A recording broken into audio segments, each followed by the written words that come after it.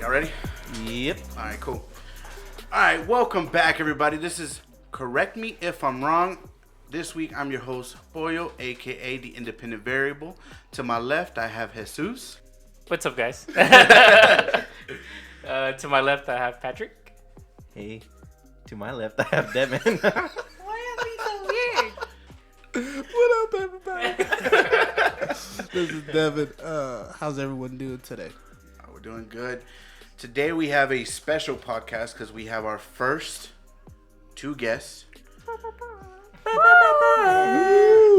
We have Miss Bree and we have Miss Naomi. Welcome.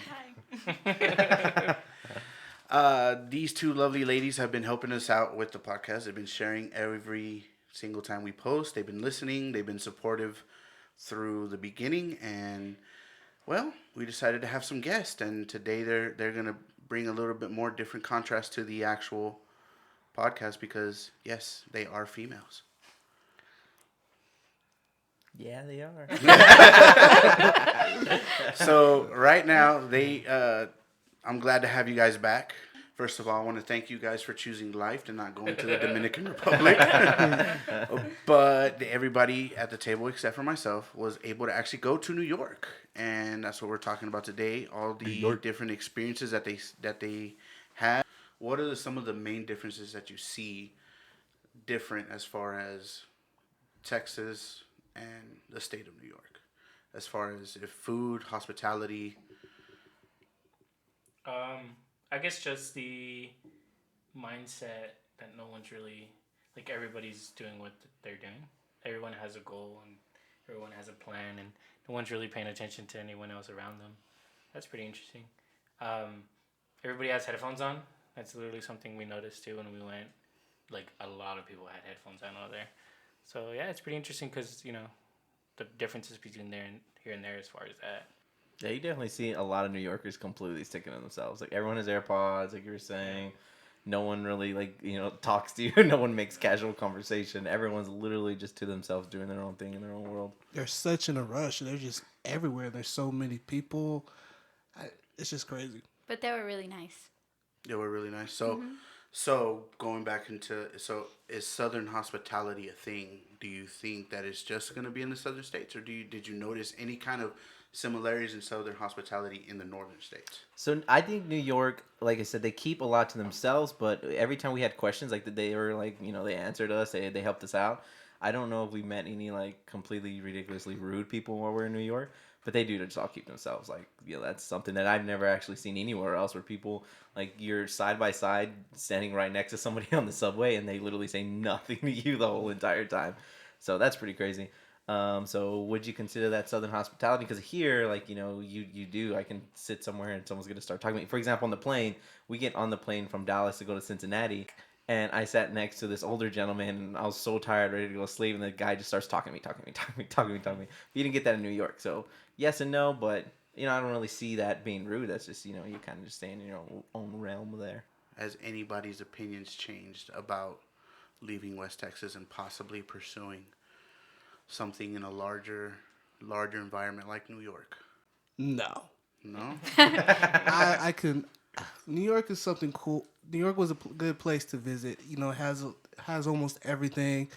Has great scenery. You can go to a park. I mean, it's great, but it's like we said, everyone's in a rush to get anywhere, and they're not rude, but it's just there's so many people. It took us forever just to get to the subway or get to that certain part, and I don't know. It's completely different. Yeah, it definitely made me realize that I am not a big city guy. It was fun to see one time, and it was great. It was an awesome experience, but it was just way too much for me in good old New York. I was expecting the subway to be, I guess, different. Like you see it on TV, like more people, like just more crazier. But it wasn't. It wasn't bad at all. I guess it really just depends on when you're there. We were there when it was the day of the Gay Pride Parade, in New York. Mm-hmm. So, once, like, the first time it's ever been held, in New York, obviously. And, that was the first day that we we took a subway. Mm-hmm. Yeah. It was insane because we were we went down to the terminal and it was just filled with people to the point that when we got onto our subway, we were like a pack of sardines in there. Like it was so, like we were like close and close. Like everybody was. But what was cool about it is that everybody was trying to let as many people in. So we were all kind of like all really close to each other, but we were still like fine with it. So that was kind of cool to kind of experience. But other than that day, yeah, it's not as hectic as it. We No, only saw one it's guy pretty- try to get smashed. Remember the one that Oh ran yeah. in? So I didn't realize, like, in the movies where the good guy's chasing the bad guy and they hop in the subway and the subway closes and the good guy's like, no. We literally saw that happen. Like, this guy's running, hops into the subway, and the subway closes on him. Like, half of him is like standing outside the subway. It's back And then he's like trying to pull himself in, then his foot gets stuck. He's like pulling his foot in, and he finally gets in. But I was like, oh my god, like that's like a real thing. Like, yeah, it's crazy. So, what are some of the experiences that you had in New York that you actually would do again? Like, I know I saw that you guys had breakfast at Tiffany's. It was great, but I don't know. It's not what I was really expecting, but it was a good experience. The food was all right. I mean, it's breakfast at Tiffany's, so the food was kind of pricey. It was okay for what it was, but I mean, overall, it was a really great experience. Like the plate, it was just really, I don't know. Is it like aesthetic looking? That's what we Yeah. really enjoyed. Everything in there was from Tiffany's, like even down to the napkins that they had. And can anybody go and just eat there, or y'all? It's like a reservation, right? It was a reservation. They do 30 days out in advance, but when we had decided to go to New York, it was like a week before, but Days before. you had to put like a notification and you just had to keep a watch out on your phone. Yeah, just so people kind of just drop off their reservations. So if a reservation comes available, you get a notification on your phone, and pretty much like you go in there and book it as fast as possible before Yeah, you have to anyone be else like does. fast because within Yeah. seconds it'll book out. So we luckily were able to get one in one of the days we were there in the morning. So what's like the hype about it? Like, you go, is it just you get there and you just eat breakfast? Do they like show you things? Like, what is I think it's it? just that it's Like- kind of relatively new. Then it's Right. like the movie, like Breakfast at Tiffany's. Everyone's always wanted to have breakfast at It's- Tiffany's, so It's on the Fifth Ave Tiffany store, which is like their main store. flagship store. Yeah, it's their flagship stores. I think the thing we did that was like the most intense to me was a 9/11 museum. When we went there, it was like life changing. Really? I don't know if it's because like how old I was when 9/11 happened, so I guess it didn't affect me as it affected others.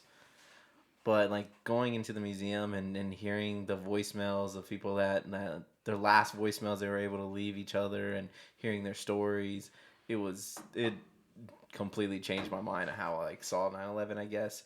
That was one of the biggest things I think that left me when we left New York. Just, I don't know, man. It was like completely eye-opening. Yeah, just seeing the old videos back when they first came out. Because I remember every time I hear about 9/11, I think about how old was I, where was I at, and seeing those videos just brought back a lot of memories. And just seeing all the information that we learned, like it was actually planned out years beforehand. All the stuff that was, all the pictures of the people that passed away, and all the souvenirs. It was very sad, but it was really cool. That was crazy too, and that's something I didn't know either. Is the the people who did it, the hijackers, like came here like a couple years prior, and started learning how to fly a plane and so on and so forth, and that was so crazy to me, like how long it was planned, and they were kind of able to track what cities they went in to get this, and they all kind of spread out, so like suspicion didn't occur, and they slowly made their way over there. They have surveillance of them actually entering the airport. That part was just crazy to me to think like how much like time and preparation went into this. Seeing where those towers stood, was pretty crazy too. Just how close they were to each other, I guess, because they were very far away from each other. It's pretty intense. And to me too, like the presence, that's when you're there, it's just a whole different like feeling. Like you get there and it's, I don't know, this is a whole different sensation. We're standing there looking at the memorial. It's almost like it's just quiet, and it's just a completely different feeling I got when I was there. Right? As far as Cedar Point, or Ohio in general, how was that experience? So Ohio definitely proved Southern hospitality is something there. Everywhere we went in Ohio was just like the rudest service I've ever gotten, and it wasn't even like one place. It was one after another after another after another. Cedar Point itself is awesome. If you love roller coasters, it's the best place. It's the only thing I would say compared to Cedar Point compared to like a Six Flags or a Disney World is Cedar Point's not like theme orientated. So you don't get to see like SpongeBob and The Simpsons. But it's pure roller coasters was blast. But anyways, every time we'd have to ask a question, like I got like a vibe of like why don't you guys know this? And it was just so like I was so over it. Every time we went somewhere, it was just bad service. And oh my god, yeah. Ohio let me down when it came to that. Not to offend anybody from Ohio, but no please, no thank you. Just, I don't know, it was a different vibe. It made me miss home because it's just a different environment. You should feel welcome there, right? Yeah, It's just like you just felt you felt the feeling like they didn't care if you were there.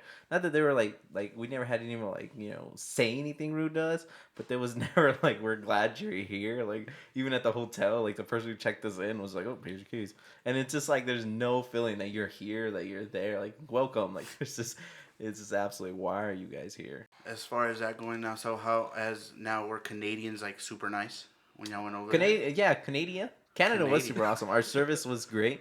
The lady who was there was awesome. Yeah, and we didn't stay there for long, but it was awesome. Canada is one place that we went on the trip that I 100% want to go back. Niagara Falls was so cool. There was so much stuff to do there. Like they had that little go-kart thing, the laser tag, they had casinos and bars, and it's like we get there and it's like 1 o'clock in the morning. It's packed. There's so many people. The lights are going crazy. People are just laughing, having a good time. Canada is one place that's back on my list. I would like to go back and be able to spend a lot more time there. And it's awesome because you cross the border and the falls are right there. And then right there, as soon as you look, like there's the city and like everything's going on. So that was really neat. I'd go back too. I want to spend a couple of days there. Canada was so awesome. Canada is a place that you take a bunch of friends. You can go there on their, what I would assume is like called their strip, right? Like you go anywhere else and it's just packed with things to do. Like the Ferris wheels, there's rides, there's just so much stuff that we're there. Yeah, I wish we would have stayed there a couple more days. It kind of reminded me of Las Vegas. Like it completely took me by surprise because all we're doing is just trying to see the lights and we're trying to find parking. You look to the right, everyone's just partying like, let's go. That was so as always, Stay fresh. Stay hungry. Stay driven. and stay humble.